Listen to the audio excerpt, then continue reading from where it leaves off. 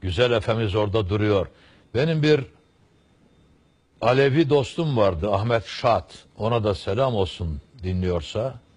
Avukat oldu. O benim ilk defa kurduğum Cumhuriyetçi Köylü Millet Partisi, MHP'nin aslı.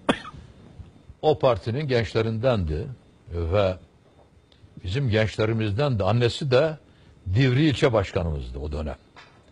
O bir sözü çok söylerdi. Erzurum'un Dadaşı, Sivas'ın Kızılbaşı, Efesi var İzmir'in, eğilmez Türk'ün başı. Evet, Efesi var İzmir'in, eğilmez Türk'ün başı. Çok severim bu şiiri ve söylerim. Tabii ki Sivaslıların hepsi Kızılbaş olmasa da aslında bütün Türkler biraz Kızılbaş'tır. Sadece ton ve derece farkı vardır. Yani eğer Kızılbaşlık Ali'yi ve Ehl-i Beyt'i sevmek ise ki esası odur. Öyle başlar. Dolayısıyla bütün Müslüman Türkler, tabii Müslüman olmayan Türklerin bu işle bir ilgisi yok.